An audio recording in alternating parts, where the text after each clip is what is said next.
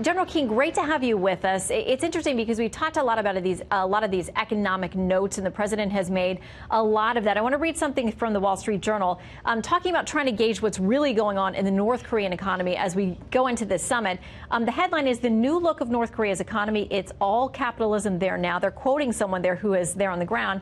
They say North Korea's economy appears to be holding up well. Rice prices have remained stable, and gasoline prices, which rose after sanctions were tightened, have fallen significantly from highs in the fall of 2017. North Korea's currency, the won, has held steady against the U.S. dollar. Construction projects continue in the capital. But, General, the article also notes that it's really tough to get accurate economic information out of North Korea, but they don't sound like they're desperate, at least at this moment. Yeah, absolutely. Well, there's a couple things that are happening here.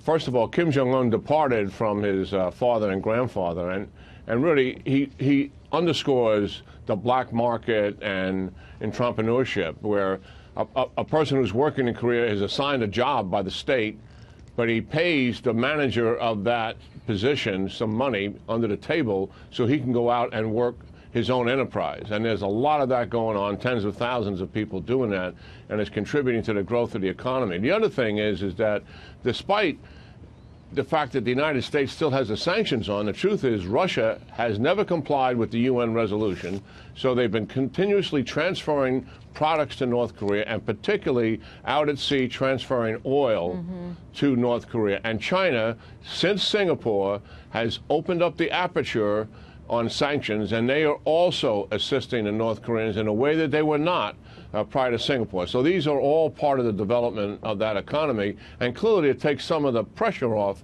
of North Korea. Yeah, and you're looking at some of the pictures there just moments ago as President Trump arrived at the Vietnamese presidential palace and met with his counterpart there, the president of Vietnam, and having their conversations. You mentioned this other point that was in the Wall Street Journal article about this evading sanctions issue. It says continuing sanctions evasion, including illicit mid-ocean ship-to-ship transfers of oil and state-sponsored hacking campaigns, are keeping needed foreign currency and oil flowing. We have different interests in the region than China does, than Russia does. How do we convince those partners to be faithful on the sanctions if it's really one of our only tools in getting North Korea to the table and to make substantive permanent changes?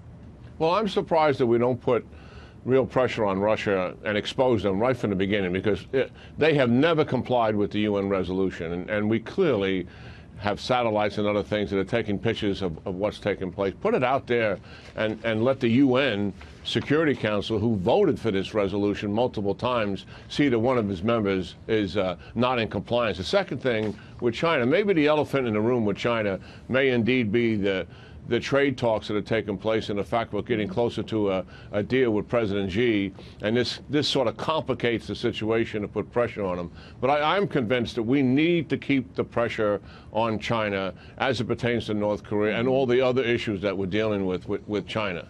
All right. Well, that seems to be the strategy, at least at this moment, with the administration. General Keane, thank you very much for helping us as we preview this over the next couple of hours, this important meeting.